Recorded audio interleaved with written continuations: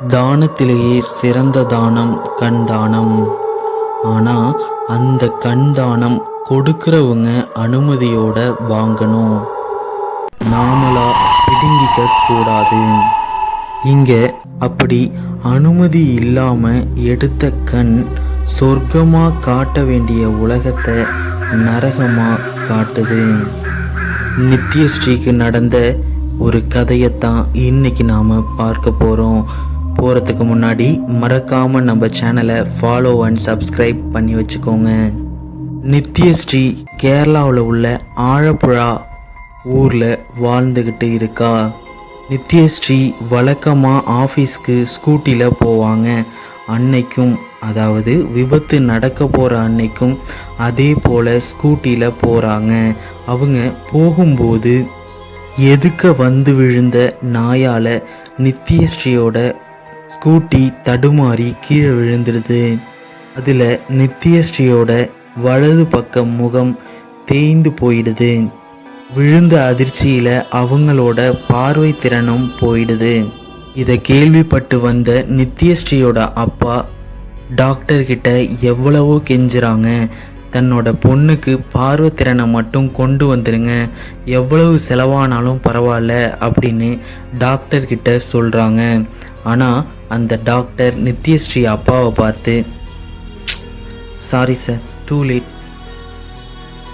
அவங்களுக்கு பார்வை மண்டலத்தில் உள்ள நரம்பு ரொம்ப பாதிக்கப்பட்டிருக்கு. அதோடு இல்லாமல் கண்ணில் பார்க்கறதுக்கு தேவையான அந்த ஐரிஸும் ரொம்ப டேமேஜ் ஆகிருக்கு. அதனால் இவங்களுக்கு பார்வைத்திறன் வர்றது ரொம்ப கஷ்டம்.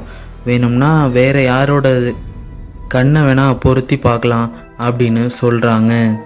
இதை கேட்ட உடனே நித்யஸ்ரீ அப்பா தனக்கு தெரிந்த பல நபர்கள்கிட்ட கால் பண்ணி சொல்கிறாங்க. அதன் மூலமாக பல ஹாஸ்பிட்டலுக்கு ஃபோன் கால் போகுது. அதில் ஒரு ஹாஸ்பிட்டல் இருந்து பதில் வருது. அந்த ஹாஸ்பிட்டலில் என்ன சொல்கிறாங்கன்னா, ரீசண்டாக ஒரு கேஸ் எரிஞ்சு போன முகத்தோட உயிருக்கு போராடிக்கிட்டு இருக்கிறாங்க.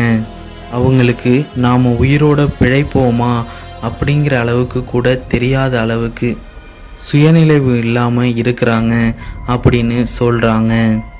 அதோட அந்த பெண்ணுக்கு சொந்தக்காரங்க அப்படின்னு யாருமே இல்லை. இதுவரைக்கும் அந்த பொண்ணை யாருமே வந்து பார்க்கல. அதனால் நாங்களும் ட்ரீட்மெண்ட் பண்ணாமல் வச்சுருக்கோம் அப்படின்னு அந்த ஹாஸ்பிட்டல்லேருந்து பதில் வருது.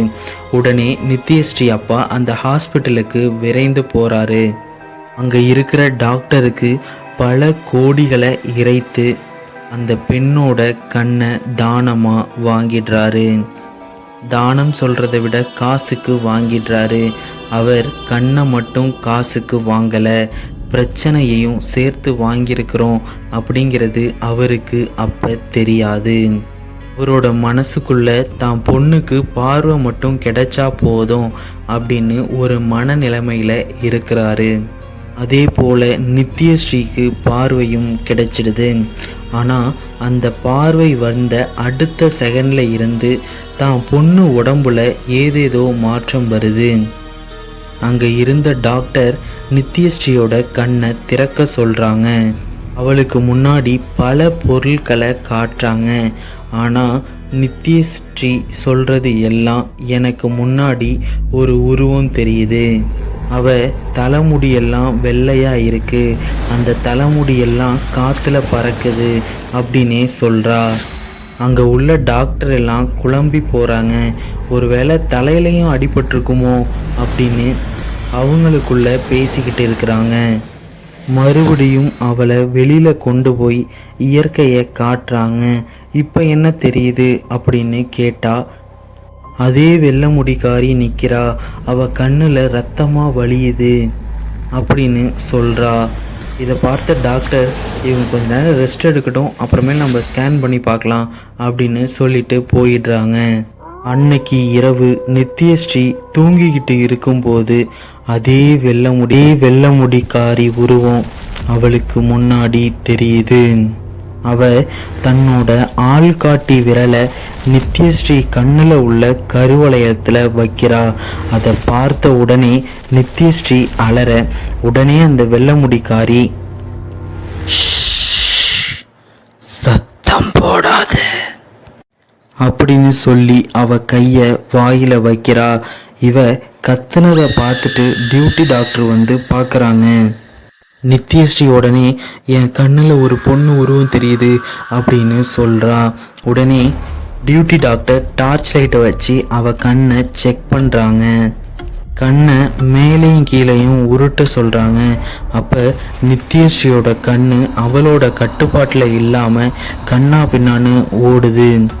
நித்யஸ்ரீ டக்குன்னு கண்ணை மூடி கண்ணை திறந்தா கண்ணில் ஒரே சிகப்பா தெரியுது. கண்ணே ரத்தமாக இருக்கு. டக்குன்னு அவ கண்ணில் இருந்து ரத்தம் வருது. இதெல்லாம் பார்த்த டாக்டர் பயந்து போடுங்க. அப்போ நித்யஸ்ரீ டக்குன்னு பேய் மாதிரி அவ முகத்தை மாற்றி காட்ட அதை பார்த்த டாக்டர் அங்கிருந்து தலை தெரிச்சு ஓடி போயிடுறாங்க. அப்போ அந்த டாக்டருக்கு முன்னாடி வந்த நித்யஸ்ரீ கண்ணாடியில் தான் வாயால் ஊதி அதில் கில் அப்படின்னு எழுதுறா. அடுத்த செகண்டே நித்யஸ்ரீ அந்த இடத்துல இருந்து மாயமாக மறைஞ்சிடுறா.